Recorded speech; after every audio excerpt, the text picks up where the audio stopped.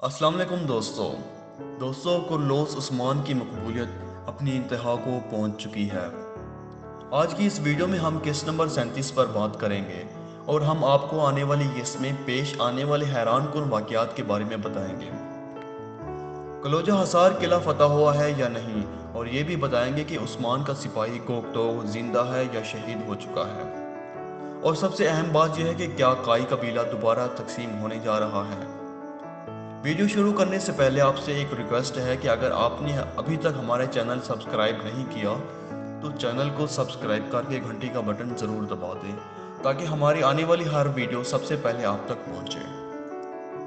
दोस्तों, सबसे पहले आपको बताते हैं कि जैसा कि हमने आपको पिछली वीडियो में बताया था कि तुर्गुन खातून उस्मान की मज़ीद मुखबरी नहीं करेंगी और अब वो उस्मान के साथ मिलकर निकोला को नाकाम बनाएंगी।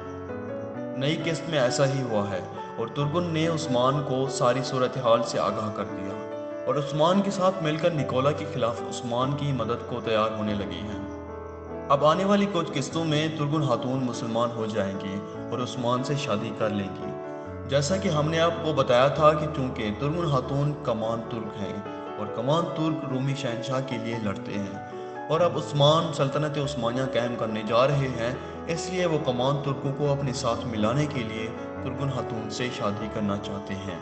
हालिया केस में निकोला ने भी उस्मान के शादी के फैसले पर भी यही बात कही थी। अब चलते हैं आने वाली केस की तरफ।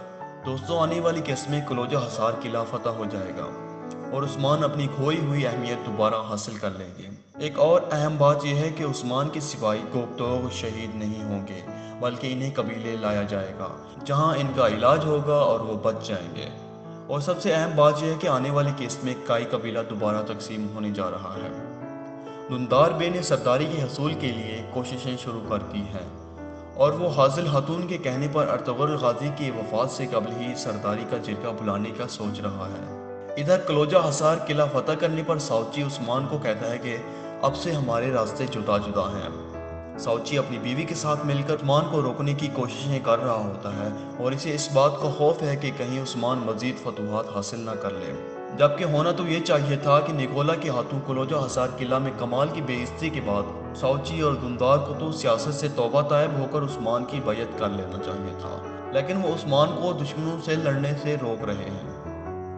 कलोजा हसार किला की फतह का सुनकर निकोला, साउची और दुंदार परेशान ही थे कि इतने में निकोला याउलिक अरसलान से पूछता है कि क्या तुम्हें पता है कि तुम्हारा पिट्ठू जार कोताई कहाँ है।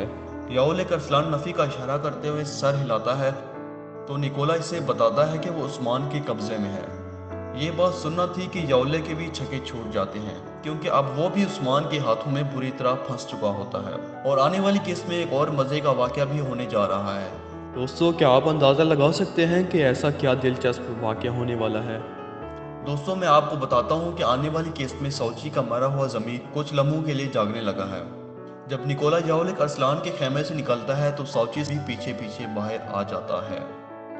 इतने में ही साहब को अपने साथ होने वाली कमाल ज्यादती याद आ जाती है और वो गुस्से में आपे से बाहर होकर निकोला को एक बहुत ही जोरदार थप्पड़ रसीद करता है। मगर ये गैरत ज्यादा देर तक कायम नहीं रहती और वो अपने ही भाई के खिलाफ लड़ाई पर उतर आते हैं। और आखिर में आपको एक बड़ी खुशखबरी सुनाते हैं। दोस्तों, अब उस्मान बे अनागोल को भी जल्द फतह कर लेंगे और अपनी रियासत बनाने का ऐलान भी कर देंगे। दोस्तों, हमें अपनी कीमती राय से ज़रूर आगाह करें। आने वाली वीडियो में आपके कमेंट को भी शामिल किया जाएगा। अगर आपको हमारी ये वीडियो पसंद आई है तो दोस्तों के साथ शेयर करना ना भूलिएगा। अब तक के लिए इतना ही, मिलते हैं काई मीडिया की एक नई वीडियो में। अब तक के लिए अल्लाह हाफिज़।